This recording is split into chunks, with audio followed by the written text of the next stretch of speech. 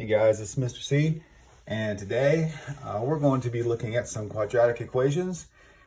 We're going to solve them by factoring, and these will be monic, which means the number in front of x squared is going to be 1 this time. And so these tend to be the easier ones. So let's give you example number 1. Let's do x squared plus 14x plus 45 equals 0. All right, and we say that that's monic because there's just a 1 in front of the x squared. We're going to try and factor this right here first. And sometimes you can factor it and sometimes you can't.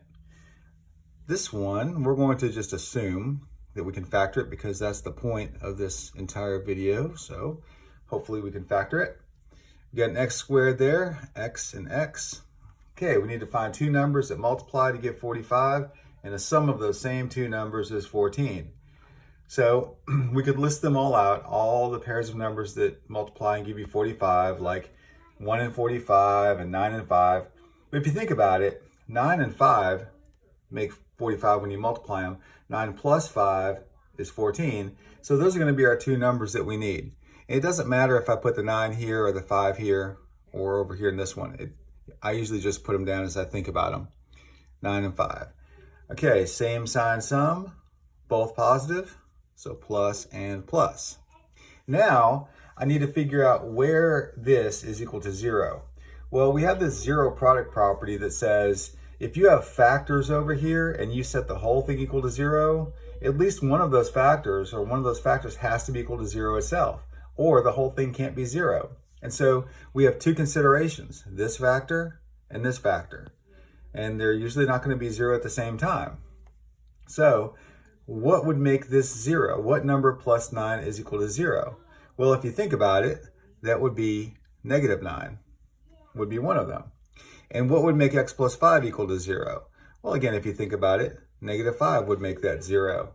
And so we have two solutions to this quadratic equation right here.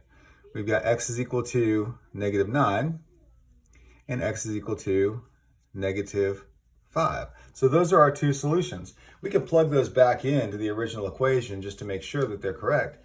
But we're, just for the sake of time, we're going to assume that those are correct and we did everything the way we're supposed to do it. All right, let's take a look at another one. Let's do x squared minus 4x minus 96.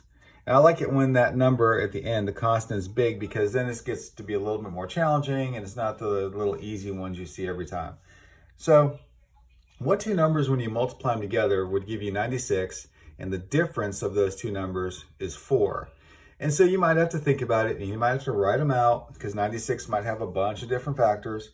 However, if I think about it, 12 times 8 is 96, and the difference between 12 and 8 is 4. So I know that those two numbers, x and x, are going to be 12 and 8. Okay, and it may take me a little while to figure out that particular pair of numbers that works, but that's okay, that's just part of it. Different signs difference, the minus goes in front of the bigger one, so minus goes here, plus goes there. All right, so we're going to do the same thing. What would this x have to be in order for this factor to equal 0? Well, clearly it'd have to be 12, right? Because 12 minus 12 is 0. Same thing here.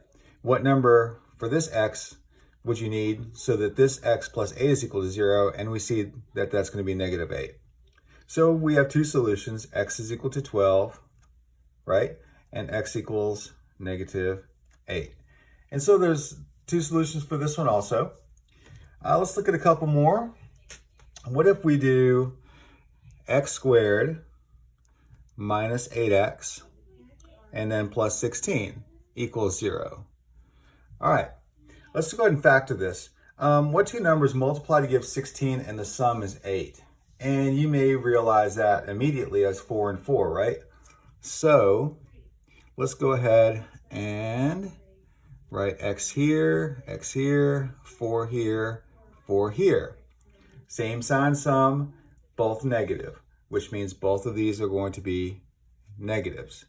Well, I have the same factor twice, which means I'm going to have the same solution twice. This one is going to be 4, and this one is going to be 4. And so I have one solution this time, a single solution. So that's kind of weird. I got one solution. What does that mean? Well, that means this was a perfect square at the very beginning.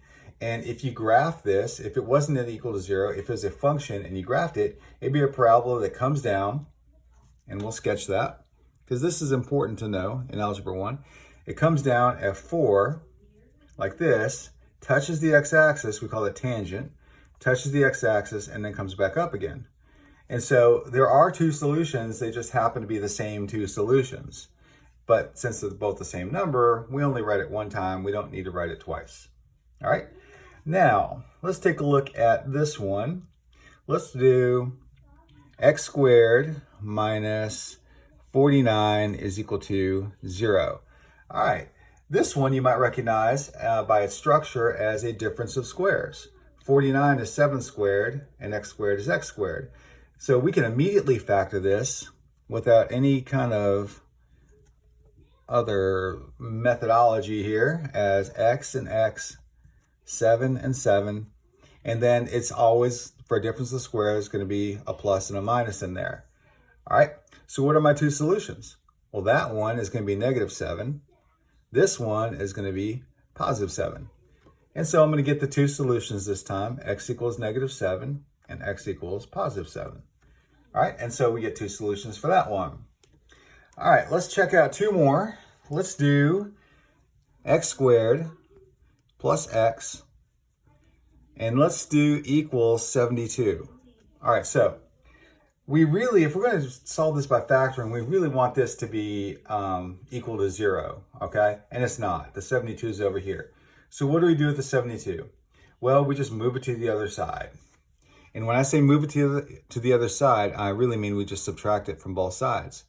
Well, when you do that, you get x squared plus x minus 72 is equal to 0. And so that term just gets moved over to the left-hand side. Now let's continue on with our factoring. So our factoring now, what two numbers multiply to give 72 and the difference is 1? Well, if the difference is 1 of those two numbers, they just must be one off of each other. So they're consecutive. So I'm thinking 9 and 8 because 9 times 8 is 72.